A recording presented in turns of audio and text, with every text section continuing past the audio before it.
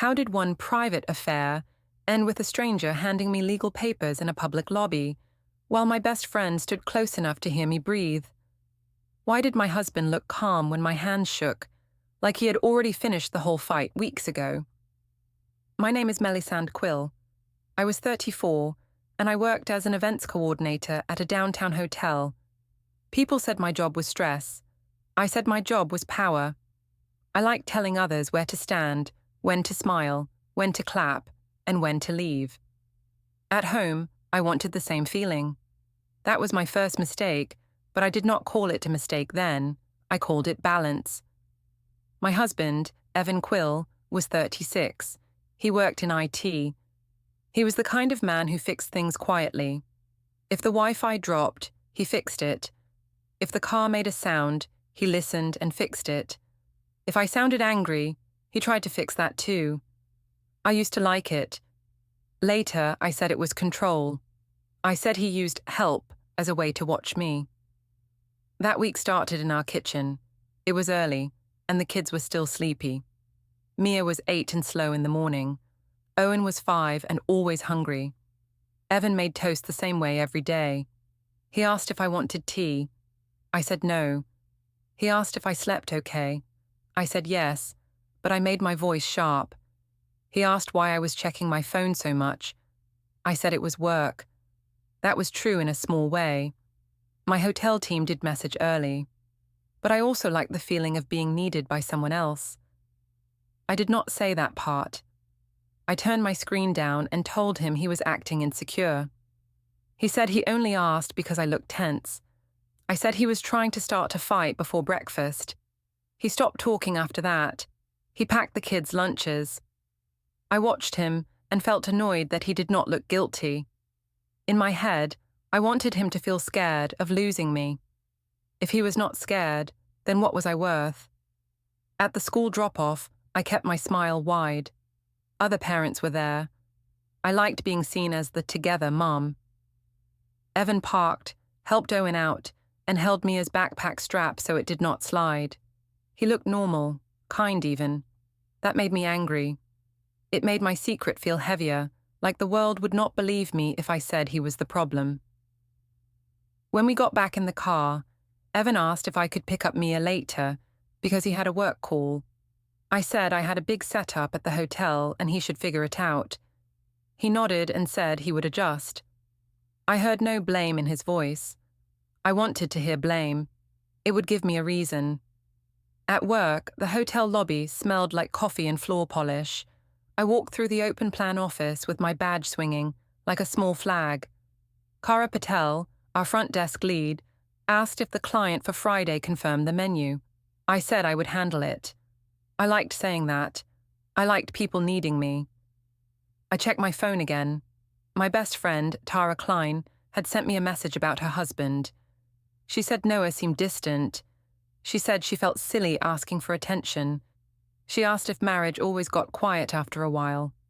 I typed back fast. I told her she was overthinking. I told her Noah loved her.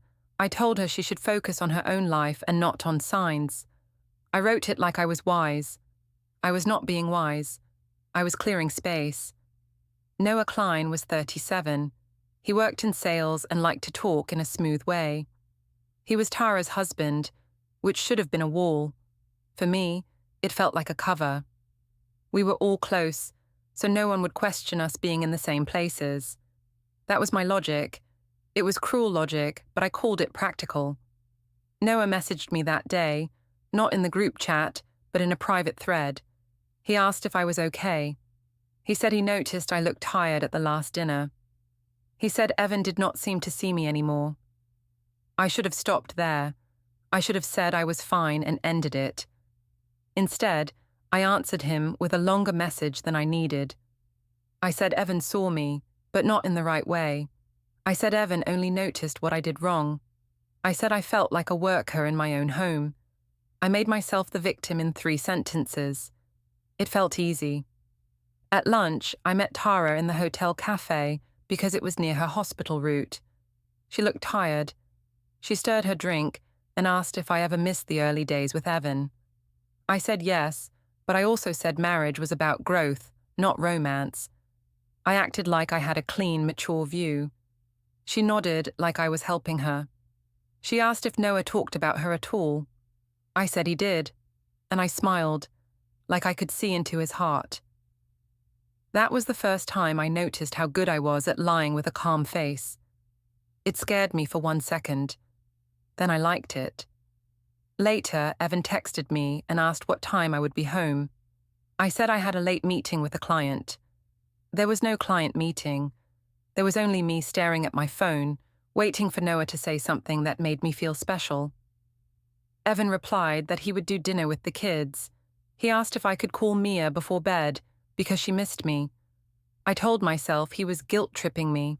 I told myself he used the kids to pull my strings. I did not admit the simple truth, which was that my daughter wanted her mother. When I got home, the kitchen was clean. The kids were in pajamas. Evan asked if my day was okay. I said it was hard, and he would not understand. He asked what he could do. I said he could stop hovering. He went quiet again.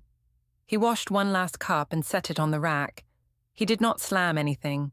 He did not call me names. That made my anger float with nowhere to land. I told him he was acting cold on purpose.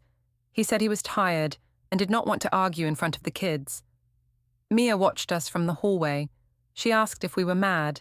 I said no, and I smiled too big. Evan told her everything was okay and asked her to pick a bedtime story. He sounded steady.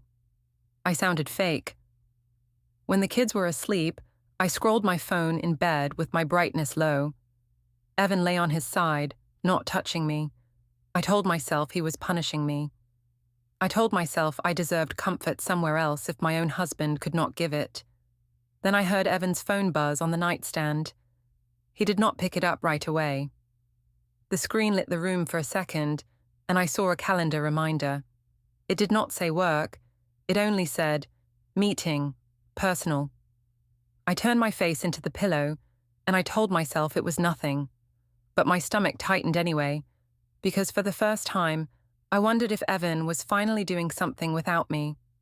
The next day, I acted normal on purpose. I woke up early and moved around the house like a polite guest. I packed Owen's snack bag before Evan could do it. I even cut fruit for Mia. I wanted points. I wanted to look like the good wife so I could keep the bad parts hidden. Evan noticed. He asked why I was being so nice. I said I just wanted peace. He said he also wanted peace. I said then he should stop watching me. He looked at me like he did not know which version of me was real. I took that look and turned it into anger. I told him he always made me feel judged. At work, the hotel felt loud and bright. A corporate group was coming for a planning meeting, and the conference room needed perfect lines. I told Kara to move the chairs again. She asked if the old layout was fine. I said no, and made it sound like a life or death thing. It was not. But control calmed me. My phone buzzed during setup. It was Noah. He asked if I had a minute. I walked into a supply hallway near the banquet rooms, the one with extra linens and a faint smell of detergent. He asked how my morning went. I said I was tired. He said he understood and that I carried too much. He asked if Evan helped. I said Evan helped with tasks, but not with me. That was the line I kept using, like it was a fact. Noah said I deserved to feel seen. He asked if I ever missed being looked at like a woman instead of a list of duties. I said yes, and I felt my face warm, even though I was alone in a hallway. I told myself it was harmless because it was only words. I told myself everyone needed someone who understood. I ignored the simple part. I was building a second life inside my phone. At lunch, Tara called me. She asked if we could do a double date soon because she wanted to feel normal again. She said Noah was busy and she did not want to beg for attention. I said she should not beg. I said if Noah loved her, he would show it. I talked like a strong friend, but inside, I felt relief. A double date meant I could keep Noah close and still hide in plain sight. It also meant I could watch Tara and learn what she noticed. That thought did not make me ashamed. It made me feel prepared. That afternoon, Evan texted again and asked if we could talk after the kids went to bed. I said yes, but I typed it like a sigh. I wanted him to feel like he was asking too much. When I got home, the kids were in the living room with coloring books. Evan had started pasta. He asked if I could set the table. I said I would, but I did it slowly and checked my phone between plates. He asked who kept messaging me.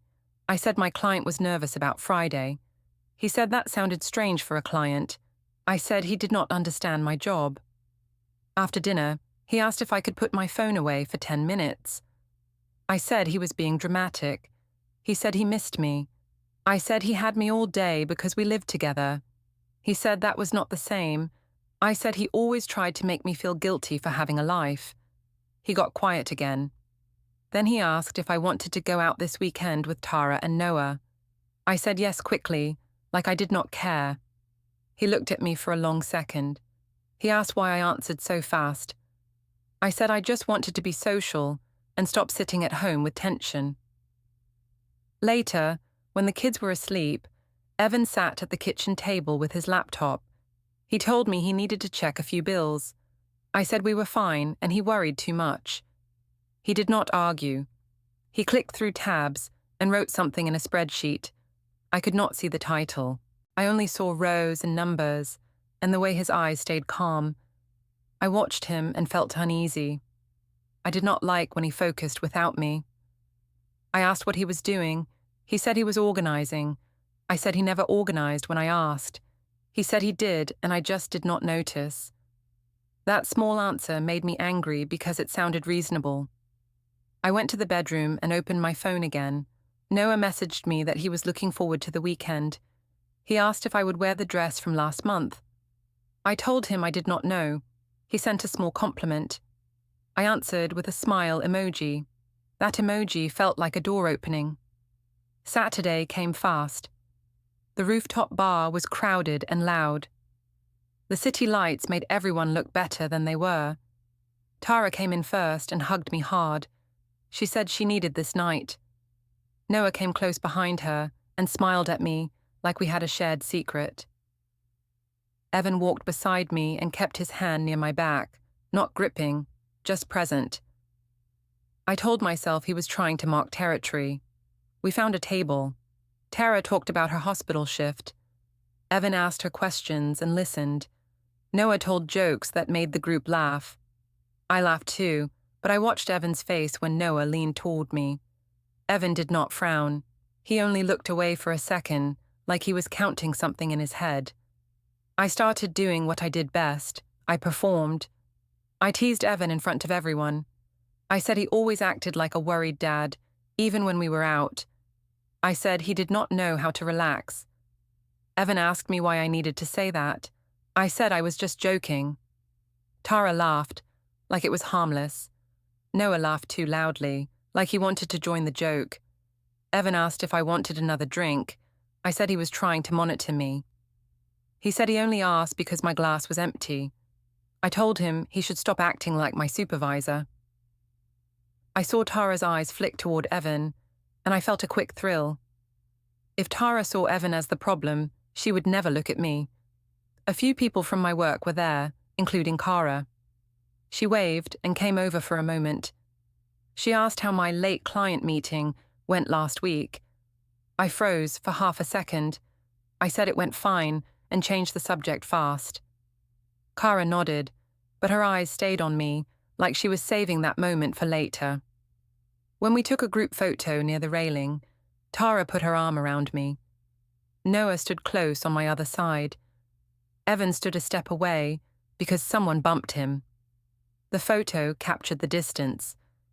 In the picture, it looked like Noah and I were the pair. Tara posted it soon after and tagged all of us. My phone buzzed with the notification. I stared at the image and felt two opposite things at once. I felt proud because I looked wanted. I felt scared because the story was now public. Evan saw the tag pop up on my screen. He asked to see the photo. I turned my phone slightly away without thinking. He asked why I was hiding it. I said I was not hiding anything. He asked if he could hold my phone for a second to call his, because his battery was low. I said no, and my voice came out too sharp. He did not grab for it. He did not shout. He only looked at me in that calm, tired way again. He asked what I was afraid of. I said I was afraid of him turning everything into a court case in his head, like he always did with rules and systems. He said he was not doing that. He said he just wanted honesty. I told him he was embarrassing me in front of our friends. Tara asked what happened. I said Evan was being jealous and weird. Noah looked down at his drink like he did not want to be seen. Tara touched my arm and said Evan should relax. I nodded like I had won. On the ride home, the kids were not there, so the car felt too quiet. Evan drove with both hands on the wheel. He asked if I was happy. I said he always asked heavy questions at the wrong time. He said he asked because things felt wrong. I said things felt wrong because he kept pushing. He did not answer right away. At a red light, his phone lit up on the console. A missed call showed up with no caller ID. He did not pick it up. He just let it ring and stop. Then he looked ahead again, like he had already decided what mattered. At home, he went straight to the kitchen and set his keys down carefully. I walked behind him, ready for another fight, but he did not follow the script. He washed his hands and said he would sleep on the guest bed because he wanted space. I said he was punishing me. He said he was choosing calm. I lay in our bed and stared at the ceiling. My phone buzzed once more. It was Noah asking if I got home safe. I typed yes. Then I deleted the whole thread and told myself it meant nothing, because I could erase it. But I still felt the shape of it in my mind, like a stain that stayed even after scrubbing. The fundraiser was on Wednesday night at the community hall near the river. It was one of those local events where everyone wanted to look kind in public. There were long tables, baskets for raffle prizes, and a small stage with a microphone that squealed if you touched it wrong. I liked it. Crowds made me feel safe, because a crowd could carry my story for me. Tara asked me to come early and help set up. She said the hospital had a small charity booth, and she wanted it to look good. I said yes right away. I told myself I was being a supportive friend. I did not say the other reason, which was that Noah would be there too. Evan drove us with the kids in the back seat. Mia held a paper sign she made at school. Owen kept asking if there would be cookies. Evan told him there might be. He asked me if I could stay close tonight because the hall would be busy. I said I was not a child and he should stop acting like my handler. He said he did not mean it like that. He said he only worried because the kids could get lost. I said he always used the kids as a reason to control me. He did not answer. He only nodded once and kept driving. When we arrived, I saw Tara right away. She waved with both hands, like she was pulling me toward her. Noah stood next to her, holding a box of flyers. He smiled at me the moment my eyes found him, and I felt a hot little pull in my chest. I hated that I liked it. I also loved it. Tara hugged me and asked how I was. I said I was tired but fine. She asked how Evan was. I said he was stressed and sensitive lately. Evan heard that and asked what I meant. I said I meant he worked hard, and I smiled like it was a compliment. Tara nodded, like she believed the soft version. The hall got louder as people came in.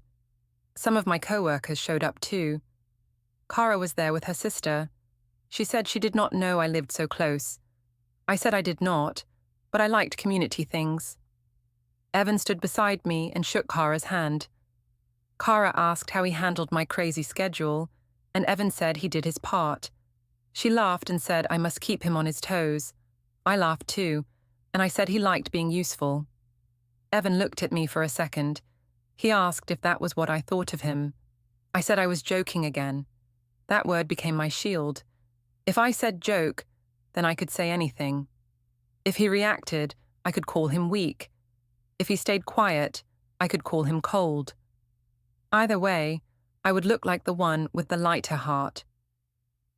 Tara pulled me toward the charity booth. She asked if I could stand with her for a photo. I said yes. Noah came behind us and asked if we needed help. Tara said yes and handed him tape and scissors. He moved close to me as he reached for the table edge. It was small, but my skin noticed. I stepped back and acted like nothing happened. Evan watched from a few steps away. He held Owen's hand and kept Mia near his side. He was doing what he always did, keeping the kids calm. That should have softened me. It did not. It made me feel like he was showing off what a good father he was, like he was building a case in the room without saying a word. The event started with speeches. The organizer asked everyone to sit. People clapped. A woman at our table lifted her phone and began recording, pointing it toward the stage. Phones were everywhere. That should have made me careful. Instead, it made me bold. I thought the noise would hide me. During the meal, Tara leaned toward me and said she felt lucky to have me. She said I always showed up. I said she deserved support. Noah poured water into my glass without asking. He asked if I wanted lemon. I said yes. Evan noticed and asked why Noah was serving me. I said Evan was being rude and suspicious. I told him in a low voice that Tara would notice his attitude. He asked why I cared so much what Tara noticed. I said because I was not selfish like him. That was not true. I was selfish in a clean, quiet way. I just hated being named. After dinner, there was a raffle and a short thank you part. Tara wanted us to stand near the stage so her hospital team could see us. The crowd pushed forward. Someone bumped Evan, and he ended up slightly behind me. Noah was on my other side again, close enough that if I turned my head too fast, my hair would brush his shoulder. A woman near the front asked for a volunteer to hold up a sign. I stepped forward fast. I liked attention. I held the sign and smiled. People clapped for no reason, just because I was there and willing. It felt like a small win. When I came back to the group, Evan asked why I needed to be up front. I said I was helping. He asked if I could help without performing. I said he was jealous because people liked me. Tara heard the edge in our voices and asked what was going on. I said Evan was in one of his moods. Tara frowned at him, not at me. That pleased me in a sick way. Later, someone at our table made a joke about marriage. They said men always check out after kids. I laughed and said some men did not check out, they just never checked in. I nodded toward Evan as if I was talking about a type of man, not my husband. A few people laughed too loudly. Noah laughed, and he glanced at me like I was brave. Evan did not laugh. He asked why I spoke about him like that. I said I was speaking about marriage in general. He said it did not feel general. I said he was proving my point by taking it personally. Mia looked up at me and asked if Dad was bad. Evan told her he was not bad and asked her to finish her juice. I said Mia was too sensitive because Evan made everything heavy. Evan's jaw tightened for a second, then relaxed. He stayed calm, like he was practicing calm. When the event ended, people stood around in clusters. Tara wanted a group photo with the hospital team. We joined them. Someone said we looked like a perfect set of couples. Tara laughed and said we were lucky. I smiled on cue. Noah stood too close again, and the camera caught it. Evan was there, but the angle made him look like he was only a friend standing nearby. On the way out, Owen ran ahead toward the doors. Evan called his name and reached for him. I rolled my eyes and told Evan he acted like the world was dangerous. Evan asked me why I always mocked him in public. I said because he needed to learn to relax. He asked if I even liked him anymore. I said he was being dramatic and should not trap me with that question. Outside, the parking lot was cold. Tara hugged me goodbye and told me she would text later. Noah told Evan it was a good night. Evan said it was a good cause. Noah told me to drive safe in a softer voice. I nodded like it meant nothing. In the car, Evan did not start an argument. He drove in silence, and the heater blew warm air that made me sleepy and angry at the same time. When we got home, he carried Owen inside because Owen fell asleep in the back seat. He tucked the kids in and did not ask me to help.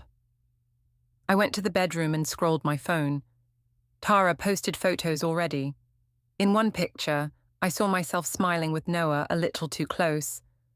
My stomach dropped, then lifted. I told myself it was only a photo. I told myself no one could prove anything from a photo. Evan came into the room after a while. He did not sit on the bed. He stood near the dresser and asked if we could talk without jokes. I said I was tired and he should stop picking at me. He said he would stop tonight. He said he only wanted to understand what was happening. I asked him what he thought was happening. He said he felt like I was pushing him into a corner in front of others. I said he put himself in a corner by acting weak. He looked at me, then looked down. I heard a soft beep from his phone on the dresser, like a small app sound. Evan picked it up and turned the screen away. I asked what that was. He said it was nothing, just a notification. I said he was hiding things now. He said he was trying to keep peace. He walked out and went down the hall. A moment later, I heard another faint beep beep, and then quiet, like something had started and he did not want it heard. I sat on the bed with my phone in my hand, and for the first time, I wondered if my jokes had given him a reason to stop asking and start watching. School pickup felt like a small stage. The cars lined up like they were waiting for a prize. Parents stared at their phones or watched each other. I liked that line because it gave me a reason to look busy and important. I sat in my car with my sunglasses on. Even though the sun was weak, I told myself it was style. It was also armor. Evan had offered to do pickup that week. He said his schedule could flex. I said no. I said I needed to do it because he would mess it up. He asked what that meant. I said he would talk too much, or stand in the wrong place, or make me look strange. He asked why I cared what strangers thought. I said because I lived in the real world. Mia came out first, holding her backpack with both straps tight. Owen ran behind her like a small storm. He waved at me and yelled my name. I smiled and waved back. I could look like the warm parent when I wanted to. That was one of my talents. In the back seat, Mia asked why Dad slept in the guest bed. She asked in a careful voice, like she already knew it was dangerous. I told her Dad was stressed and needed space. She asked if it was her fault. I said no, of course not, and I kissed the top of her head. Then I added that Dad sometimes took things too personally. I did not have to say that part. I chose it anyway. When we got home, Evan was in the kitchen. 2 mugs sat on opposite counters, like someone had drawn a line. A small thing, but it made the room feel split. He asked how pickup went. I said it was fine. He asked if Mia seemed okay. I said she was sensitive and needed tougher skin.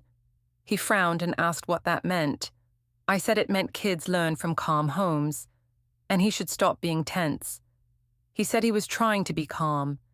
He asked if we could talk later when the kids were asleep. I said we always talked and nothing changed. He asked what I wanted to change. I said I wanted him to stop acting like a victim. He nodded once, like he was saving the words somewhere. My phone buzzed while I rinsed a cup. It was Tara. She asked if I wanted to walk by the river after her shift. She said she needed air. I said yes right away. I told myself I was being a good friend. I also knew Noah might accidentally be free. That was how it always worked. Accidents that repeated. At work, my day was a blur of emails, seating charts, and last-minute changes. I liked being needed, but it also made lying easier. If I was always busy, I always had an excuse. In the afternoon, Noah messaged me and asked if I was going to the river walk. He asked like it was normal for him to know. I felt a rush and a sting at the same time. I asked how he knew. He said Tara mentioned it. He said he might join for a few minutes. I typed back that it was up to Tara. That was my way of pretending I was not inviting him. I was inviting him. After dinner, Evan did dishes while I sat at the table with my phone. He asked if I could put it away while the kids finished eating. I said I needed to answer work messages. He asked why work messages always came after dinner now. I said because I was important, and if he had a real career, he would understand. The moment the words left my mouth, I saw his face harden, then smooth again. He asked if I wanted to hurt him on purpose. I said he was being dramatic. He said he did not want drama. He wanted respect. I told him respect follows results, and I had results. He stared at me like he did not recognize me. I looked back like he was the strange one. Later, I went to the riverside promenade. The air was cold and smelled like wet leaves. The river moved slow and dark. Tara was already there, wearing her work jacket. She hugged herself and said she felt tired in her bones. She asked if I ever felt lonely, even when Evan was in the room. I said yes. I said Evan was present but not connected. I said he watched me like a system, not like a person. Tara nodded, and her eyes filled a little. She asked if I thought Noah loved her. I said yes, of course. I said Noah was just busy. I said men needed space sometimes. I spoke gently, like I was protecting her. My words were soft, but my choices were sharp. A few minutes later, Noah showed up. He acted surprised to see me, like we were all just friends in the same air. Tara smiled and said she was glad he came. Noah said he wanted to check on her. He walked on Tara's right side, but he kept looking at me. He asked how work was going. I said it was chaos. He said I handled chaos well. Evan texted me while we walked. He asked what time I would be home. I said soon. Tara asked if he was checking on me. I laughed and said he worried too much. Noah asked if Evan always did that. I said yes, like it was proof of something wrong with him. Tara stopped near a bench and said she needed to sit. She asked Noah if he could be more present at home. She asked him in a tired voice, like she was trying not to cry. Noah said he would try. He said work was intense. He said he did not mean to make her feel alone. Then Tara looked at me and asked if I thought she was asking too much. She asked like my opinion mattered more than her own feelings. I told her she was not asking too much. I told her she deserved effort. I watched Noah's face when I said it. His eyes flicked to mine like we shared a different meaning. That look made me feel powerful and sick. When Tara went to the restroom at a nearby cafe, Noah slowed his steps so he was beside me. He asked if I was okay at home. I said Evan acted like a stranger. He asked if Evan ever apologized. I said Evan did not apologize. He justified. Noah said that was hard. He said I deserved softness. I should have told him to stop. Instead, I told him he made me feel understood. I did not say it in a romantic way. I said it like a complaint. That made it easier to believe I was still a good person. Noah nodded and said he also felt trapped sometimes. He said he missed feeling wanted. Tara came back and asked what we were talking about. I said work. Noah said work too. Tara accepted it because Tara trusted me. I hated her trust because it made me feel safe and also made me feel like I was stepping on something clean.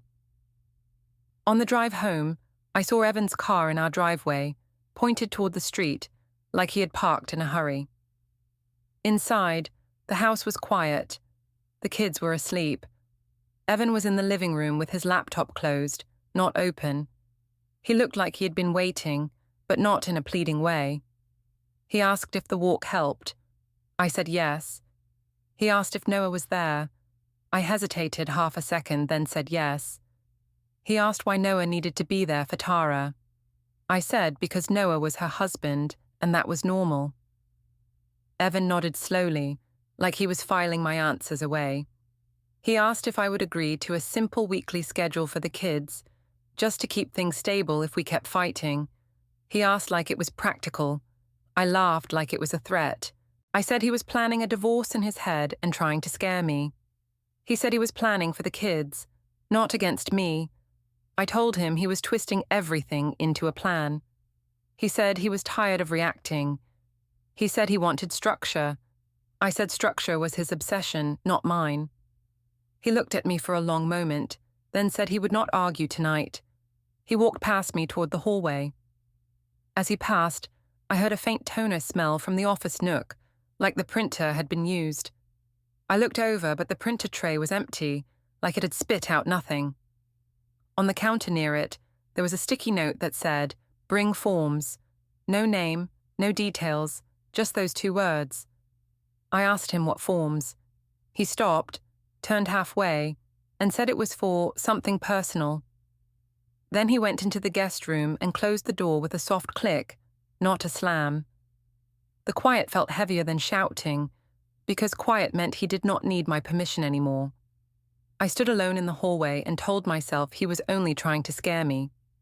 I told myself I could fix it with charm or with blame, like always, but my chest felt tight because for the first time I could sense a boundary forming, and it was not one I built. At the supermarket, the lights felt too bright, like they showed every flaw. Owen sat in the cart and kicked his feet, asking for cereal with a cartoon animal on the box. Mia walked close to me, quiet, watching. Evan pushed a second cart with the heavier items, moving like he had a list in his head. I did not like shopping with him anymore. It made us look like a normal family, and normal families were supposed to be honest. I did not want that mirror. Evan asked if we could stick to the list because money felt tight this month. I said money was only tight because he made it tight. He asked what that meant. I said he acted like we were poor when we were not. He said he just wanted to be careful. I said he was careful about the wrong things. At the dairy aisle, my phone buzzed in my pocket. I did not pull it out right away because Mia was looking at me. Evan noticed the buzz anyway. He asked if it was work again. I said yes. He asked why work always reached me when we were together.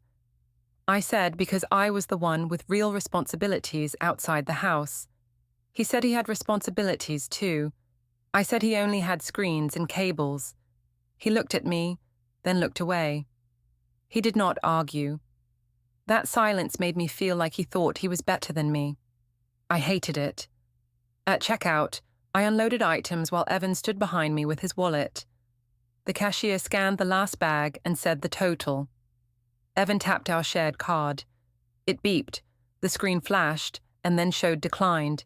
The cashier's face stayed neutral, but the people behind us shifted impatiently. I felt heat rush up my neck. I looked at Evan like he did it on purpose. Evan did not panic. He said it was fine. He pulled out another card and paid.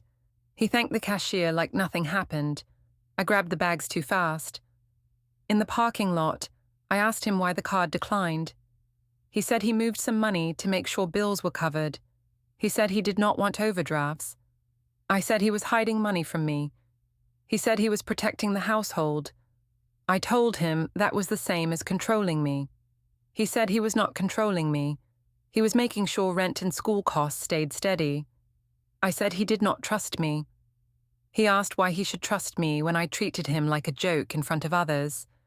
I said he was bringing up old things to win.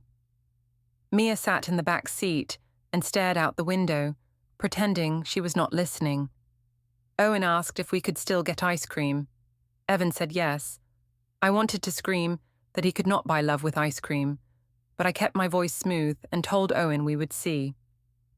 At home, Evan carried the bags in and placed them neatly on the counter. He kept the receipts. He did not crumple them.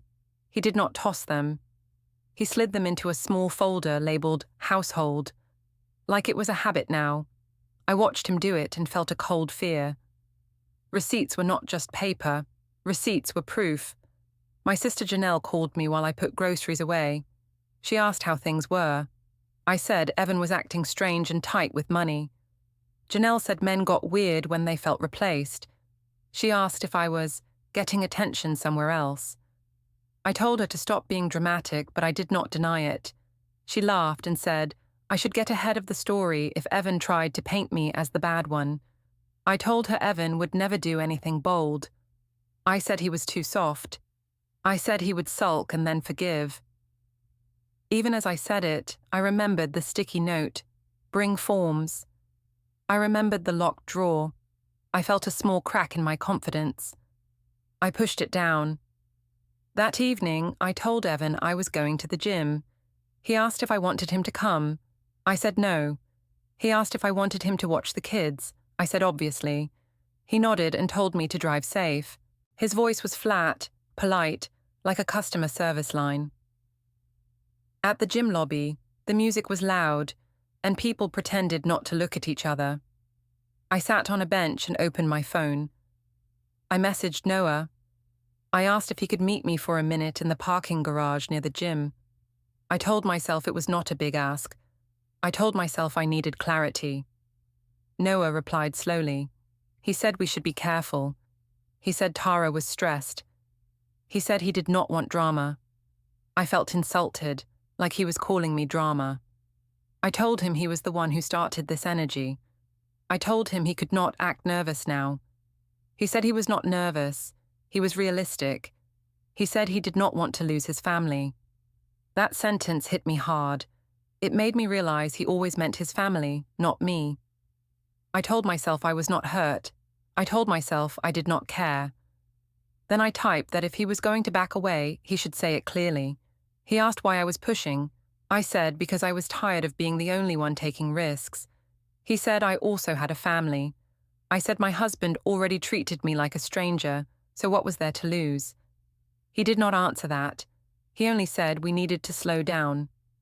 I left the gym without working out. In the parking garage, the air smelled like oil and cold concrete. Noah's car pulled in a few minutes later.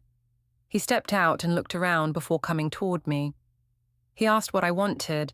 I said I wanted him to choose. I said I was not going to be someone's secret hobby. He said he never promised me anything. I said he promised me with his attention. He said attention was not a contract. I hated how calm he sounded, like Evan. I told Noah he was using me. He said I was also using him. I said that was unfair. He said it was honest. I told him Evan was controlling and cold. I told him Evan moved money and watched me and tried to scare me. Noah asked if Evan knew.